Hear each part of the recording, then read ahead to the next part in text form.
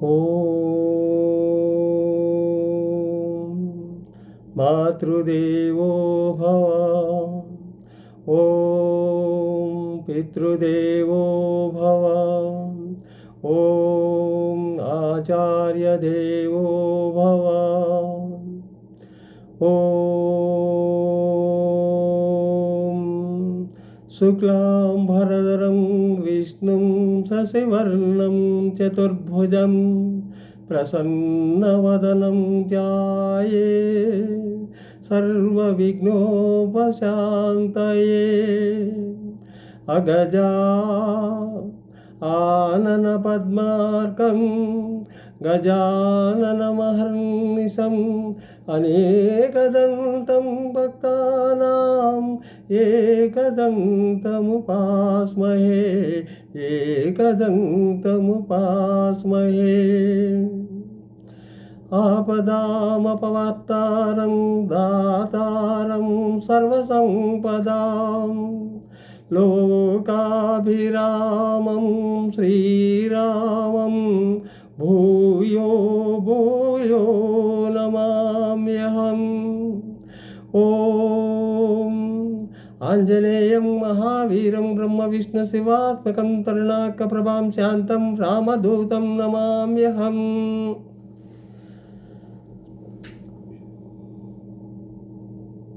శ్రీ వాల్మీకి మహర్షిచే రచింపబడిన సుందరకాండం.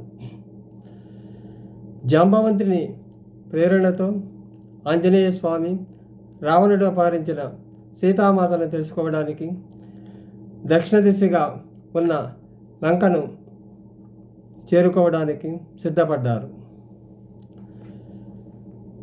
మహేంద్రగిరిపైకి చేరుకొని తన తండ్రి అయిన వాయుదేవులకు బ్రహ్మాది దేవులకు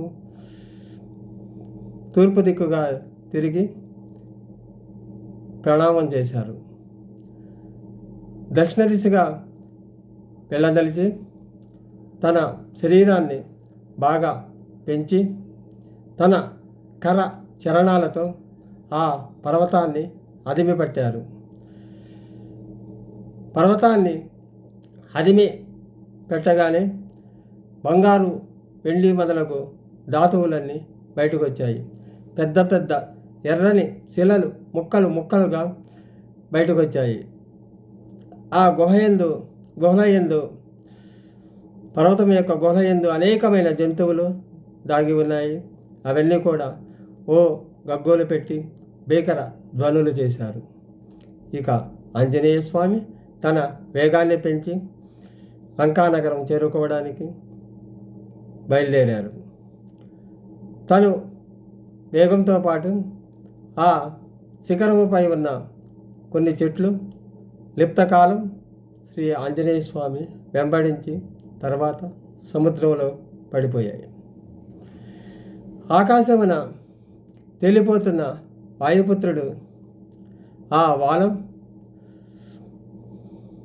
మహోన్నతముగా నిలిచి పైకెత్తబడిన ఇంద్ర ధ్వజం వలె కనిపిస్తున్నది.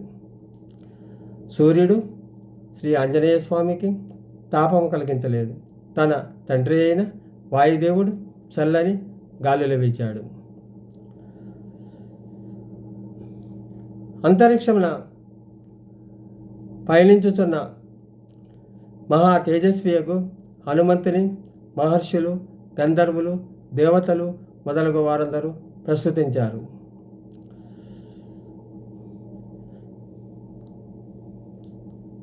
సముద్రుడు మైనాకునితో ఆంజనేయ స్వామి రామకార్యమై బయలుదేరారు. నీవు ఆంజనేయ స్వామిని ఆహ్వానించి కొంత సమయం నీ శిఖరముపై సేద తీరమని పలుకగా మైనాకుడు మహోన్నతుడై నిలిచి ఆ సముద్రం నుండి పెద్ద పర్వత రూపంలో బయటకు వచ్చారు.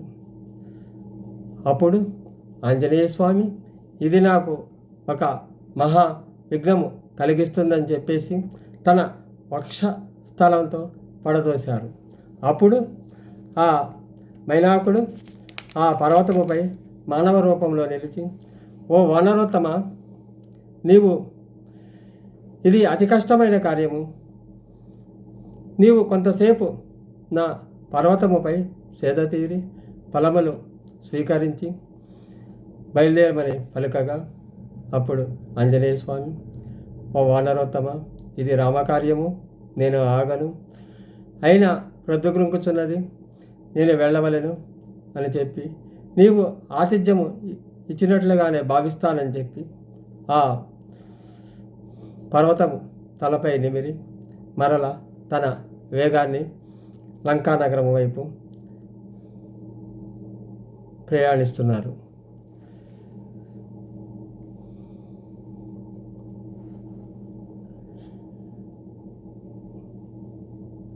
దేవతలు, గంధర్వులు, సిద్ధులు, సూర్య తేజస్సు గల నాగమాత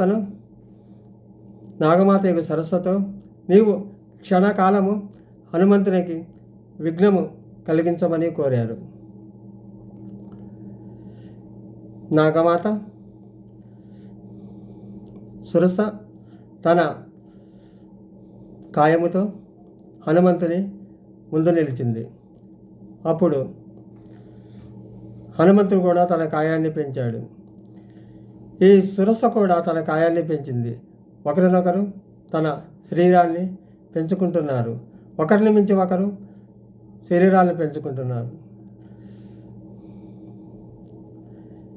ఇక బుద్ధిశాలి అయిన శ్రీ ఆంజనేయ స్వామి చిన్న రూపము దాల్చి ఆ సురస నోటిలోకి ప్రవేశించి వెంటనే క్షణకాలం బయటకు వచ్చేశారు.